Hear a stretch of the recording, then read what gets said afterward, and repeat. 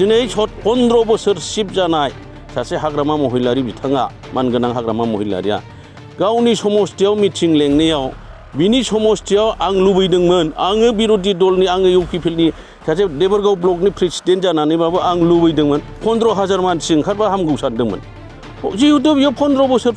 SIP जाबोनाय बिनि समस्थियाव दिनै 4,000-5,000 जानाया खोब दुखुनांथाव खोथा खमसे खम 12,000 जाब्लाबो आंबो खुसि जाफागौसोमोन गोसोखाङो दिनै बिथांमोनहा फुड रेलि सान्थिनि रेलि खालामदों बे सान्थिनि रेलिखौ बै 17 बोसोराव गोसोखांनानै खालामोमोनब्ला हयथ' जोंनि बे बिटिआर बा बिटिसि एरिया मा जागौमोन दिनै जोङो इउपिपिएल दोलोआ दिनै बे सान्थिखौ नागिरैनो दिनै जुजियै दिनै सरखार सालायफैदों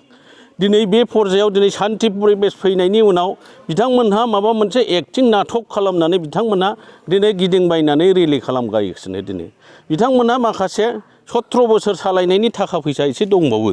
दा बे थाखा फैसाखौनो बिथांमोनहा बाहायै रायजो राजाफोरनो दिनै थाखा फैसा हरनानै बिदि मानसि बुथुमबायगासिनो दं थांनाय नै 23 थारिखआव मोनसे देबरगाव मोनसे रेलि जादों बेयाव जोंनि स्पटआवनो थानानै नायफाबाय थादों सोर मानसिया जोंनि देबरगाव समस्थिनि मानसिफोरखौ जों सिनायजोबो जोङो सरलपारानिफ्राय लानानै जोङो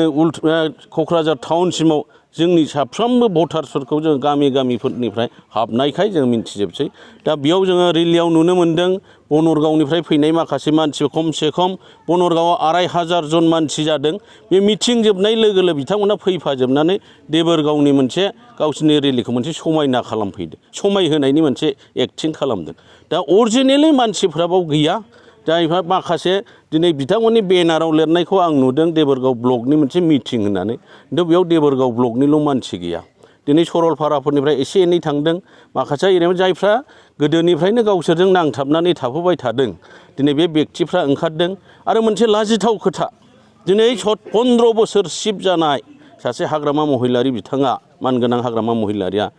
गावनि समस्थियाव मिटिं लेंनायाव बिनि समस्थियाव आं लुबैदोंमोन आङो बिरोधि दलनि आङो इउपिपिएलनि सासे देबरगाव ब्लकनि प्रेसिडेन्ट जानानैबाबो आं लुबैदोंमोन 15,000 मानसि ओंखारबा हामगौ सानदोंमोन जिहेतु बियो 15 बोसोर सिप जाबोनाय बिनि समस्थियाव दिनै 4,000-5,000 जानाया खोब दुखुनांथाव खोथा खमसे खम 12,000 जाब्लाबो आंबो खुसि जाफागौसोमोन मानोना बिथांनि मान सन्माननि खोथा दं दिनैहाय नोंथांमोना नुदों रायजो राजाफ्रा नुदों दिनैहाय 4,000-5,000नि बारा मानसि जाया दिनै बे दुखुनांथाव हाग्रामा महिलारिनि थाखाय बिथांनि मानगोनांनि थाखाय दुखुनांथाव बिथाङा 20,000 15,000 मानसि ओंखारहोनो हानांगौमोन आरो बिथांनि समा जोब्बाय बिथाङा ओंखारहोनो हानायबो नंला मानो आरो माखासे भाइराल खोथाफोर ओंखारबाय थादों दिनै रायजो राजाफोरनाव मोनसे दुखु मोन्दों दिनै बिथांनि बिबोनां ना मा जायो मानगोनां हाग्रामा महिलानि बिबोनां ना मा जायो मनमोहन ब्रह्म बिथाङा इउपिपिएल सरखार फैनायनिफ्राय हयथा लीला जादों बिटिसिआव होननानै बिथांनि बे बुंनायखौ दुखुसो मोन्दों रायजो राजाफ्रा जायनि थाखाय बिथांमोननि हाबाफारिफ्राव रायजो राजाफ्रा ओंखारनायनिफ्राय गोजान जादों दिनै टाउन एरियानिफ्राय बिथांमोना नुदोंना नुवाखै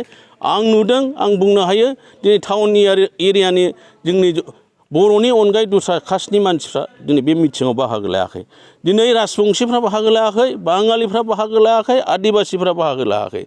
जायफोरा गोदोनिफ्राय गावनिफ्राय थाखा फैसा जाबाय थादों बिसोर बाहागो लादों दिनै हयथा लिलाया बबे समाव जायामोन जोंनि रायजो राजाया मिथिगौ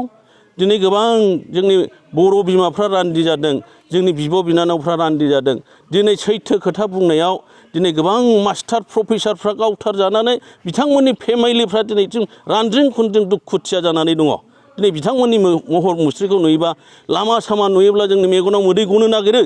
दिनै दासिमबो गोथां महरै दं बिथांमोननि फिसाफ्रा बिथांमोननि बिसिफ्रा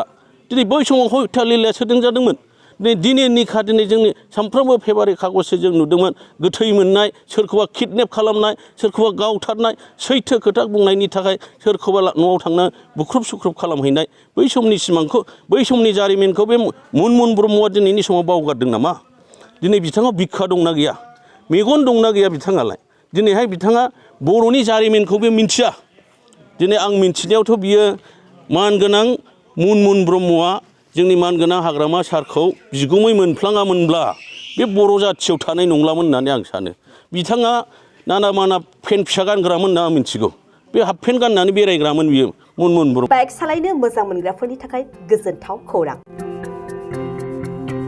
मार्च दाननि 22, 23 आरो 24 अक्ट' सानथामनि थाखाय दावहारु अट' एजेन्सिया नोंथांनो लाबोगासिनो मेगालन काम एक्सचेन्ज मेला।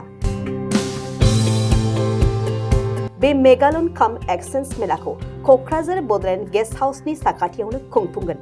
बे मेलायाव बाइक सालायनो मोजां मोनग्राफोरनि थाखाय गोजोनथाव खौरां। रांसिमाव डाउन पेमेन्ट होनानै